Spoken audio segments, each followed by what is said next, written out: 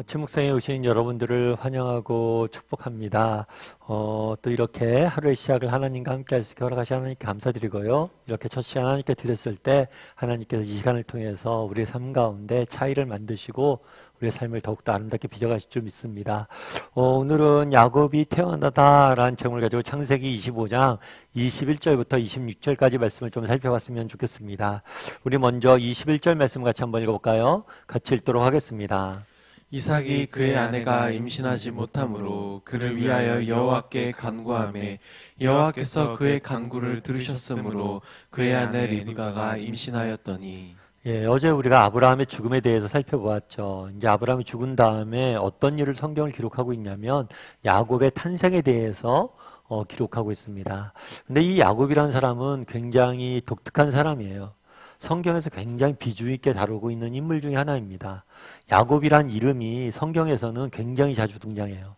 그래서 아브라함이라는 사람의 이름보다 10배 가까이 많이 등장하고요. 다윗보다는 2배나 많이 등장을 합니다.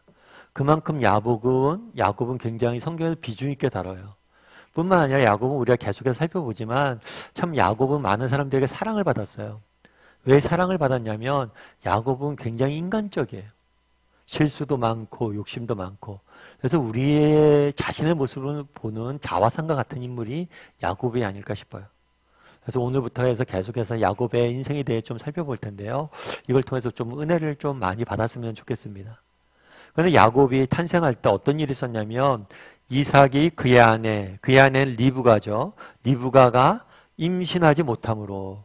그러니까 야곱이 그냥 자연스럽게 태어난 게 아니에요. 오랫동안 임신을 하지 못했어요. 그렇다면 왜 하나님께서 이렇게 임신하지 못하게 하셨을까? 그냥 하나님이 생명의 주권이 하나님에게 있잖아요. 하나님 그냥 야곱과에서를 낳게 하시면 되는데 임신하지 못하게 하는 과정들을 거치겠어요. 왜 그러셨을까? 아마 우리가 다 알 수는 없죠. 성경에 밝히고 있지는 않으니까. 근데 한 가지 추측해 볼 수 있는 건 뭐냐면 이걸 통해서 확신을 주기 위함이 아닐까 싶어요. 어떤 확신을 주기 위해서였을까요? 이 자녀는 하나님이 주신 자녀라는, 정말 하나님의 은혜로 이 자녀는 주신 자녀고 이 자녀의 인생은 내가 책임지겠다 라는 확신을 주시기 위해서 이렇게 늦게 또 주신 게 아닐까. 그래서 자연스럽게 얻어진 게 아니라 정말 기도를 통해서 아이를 낳게 하신 모습들을 보게 돼요. 사실 우리도 살다 보면 바로바로 하나님께서 우리 인생의 필요를 채워주는 경우들도 있습니다. 근데 어떤 경우에는 우리로 하여금 기도하게 하셔서 채워주시는 경우들이 있어요. 특별히 이 기도가 오랫동안 하게 하시는 경우들이 있어요. 근데 우리가 한 가지 기억할 게 뭐냐면 하나님의 그렇게 하시는 하나님의 계획과 이유가 있다는 거예요. 분명한 사실 하나는 뭐냐면 우리가 그 계획과 이유를 다 알 수도 없고 때에 따라 다르겠지만 분명하게 우리가 확신할 수 있는 게 있어요. 하나님이 이를 더디 주시고 이 기도를 통해서 주실 때에는 계획과 이유가 있고 우리는 그 순간에 그 기도의 자리, 그 기다림의 시간을 통해서 반드시 하나님을 만나게 될 거예요. 그 기다림의 시간 안에는 반드시 하나님이 계십니다. 그거에 대한 확신을 가졌으면 좋겠어요. 그런데 이렇게 기도하자 임신하지 못했어요. 임신하지 못하자 뭐 했다고 그랬어요? 그를 위하여 여호와께 뭐 했다고요? 간구했다. 임신하지 못했다. 하나님 앞에 기도했다라고 되어 있습니다. 그래서 우리는 이걸 굉장히 자연스러운 일로 받아들여요. 왜냐하면 많은 사람들이 성경에 이런 인생의 어려움들이 있으면 하나님 앞에 기도하니까. 그런데 사실은 이게 쉬운 일은 아니에요. 여러분 인생의 문제를 만났을 때 여러분 기도하십니까? 목사님 기도하죠. 그래서 정직히 한번 돌아보세요. 정말 여러분 인생의 문제를 만났을 때, 크고 작은 인생의 문제를 만났을 때 제일 먼저 하는 게 기도예요. 정말 인생의 문제를 만났을 때 기도하지 않는 사람도 많아요. 어떤 사람들이 인생의 문제를 만났을 때 정말 신앙 좋은 사람들은 제가 늘 말씀드리지만 어떻게 해요?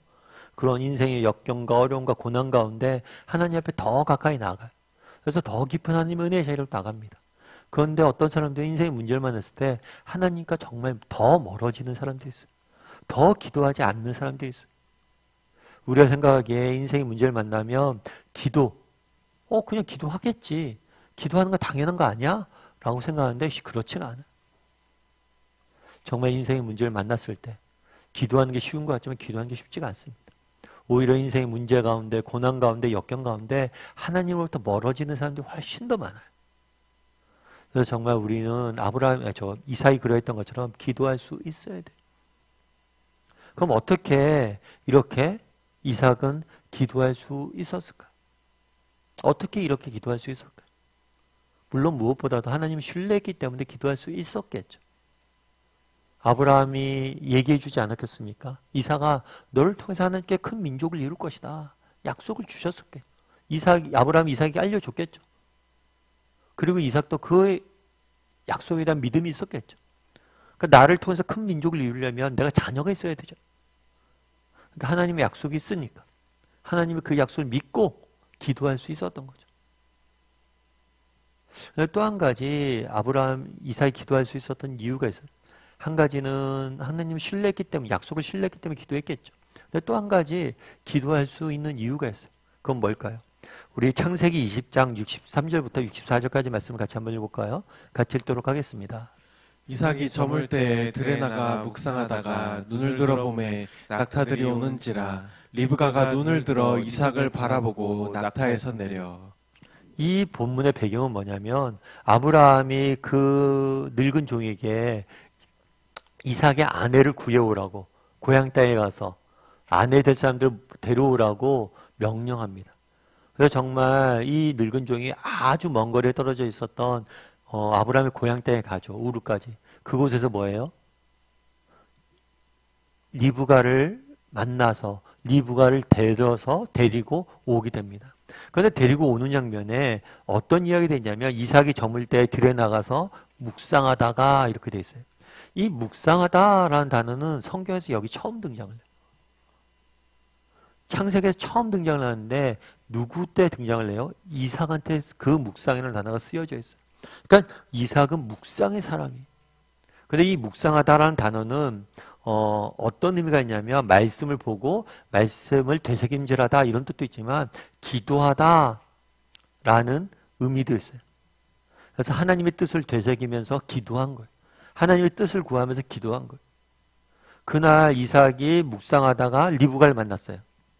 우연히 이삭이 그냥 그날 우연히 오늘은 왠지 기도하고 싶어 하고 나가서 기도했는데 기도하다가 리브가를 만났을까요? 아니요. 우연히 이렇게 이런 일도 일어나지 않아요. 어쩌면 이삭은 매일 나가서 기도했을 거예요. 특별히 어느 쪽을 향해서 들에 나가서 리브가를 구하러 간 늙은 종이 리브가 자신의 아내를 구하러 갔잖아요. 그 아내를 구하러 갔을 때 그 아내감을 위해서 이삭은 늘 기도했을 거예요. 그리고 그 기도 응답으로 리브가를 맞이한 거예요. 다르게 말하면 이삭은 어떤 사람이었어요? 늘 기도할 수 있었던 사람. 늘 기도했기 때문에 뭐예요? 어려운 인생의 고비, 문제마다 기도할 수 있는 거예요. 여러분 인생의 문제를 만났을 때 정말 인생에 큰 풍랑이 몰아쳤을 때 기도하는 게 쉽지 않습니다. 그럼 어떻게 기도할 수 있을까? 어떻게 하면 기도할 수 있어요?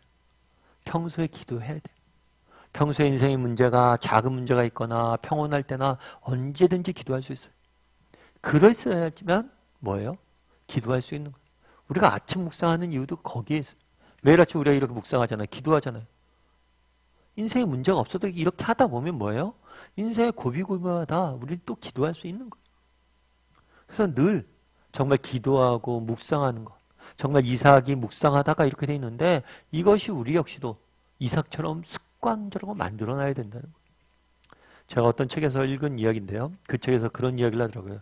우리 행동 있잖아요. 우리 인생의 행동 있죠. 이 행동에 우리가 하루 동안 하는 행동의 40%는 뭐냐면 습관적으로 하는 행동이란 거예요.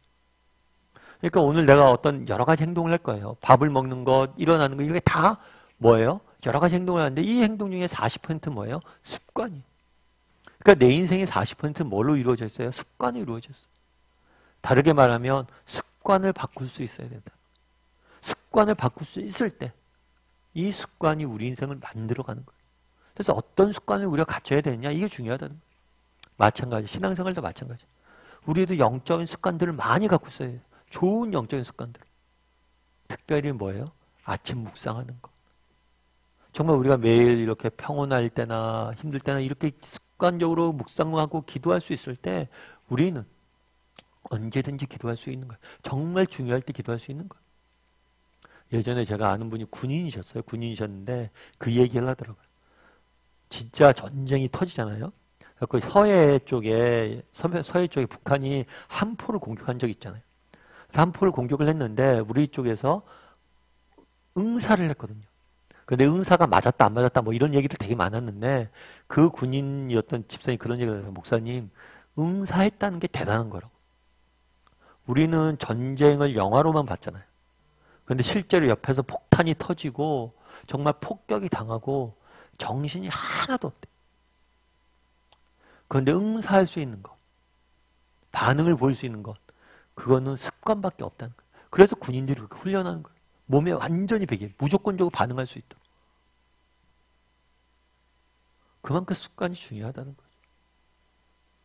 우리 인생의 40%는 뭘로 구성되어 있어요? 습관으로 구성되어 있어요. 그날 이삭이 어떻게 기도할 수 있었습니까? 그는 날마다 나가서 묵상할 수 있는 사람이기 때문에 기도할 수 있었던 거예요. 인생의 중요한 문제 앞에서. 우리도 정말 날마다 이렇게 우리의 습관을 바꿀 수 있는 사람이 되었으면 좋겠어요. 특별히 어떤 습관을, 영적인 습관을 좀 잘 이렇게 갖는 사람이 되었으면 좋겠어요. 그래서 정말 이렇게 아침 묵상 여러분들이 하는 것도 여러분 꾸준히 열심히 하시고요. 뿐만 아니라 정말 기도하는 습관, 말씀 보는 습관, 이런 영적인 습관들을 잘 배웠으면 좋겠어요. 익혔으면 좋겠어요. 그러면 그 습관들이 정말 우리 인생을 바꿀 거예요. 오늘은 나는 어떤 습관을 갖고 있는 사람인지 한번 돌아봤으면 좋겠고요. 또 우리 가운데 영적인 습관들을, 특별히 기도하고 말씀 보는 묵상하는 습관들을 잘 갖출 줄 아는 사람들이 되기를 주님의 이름으로 소원합니다.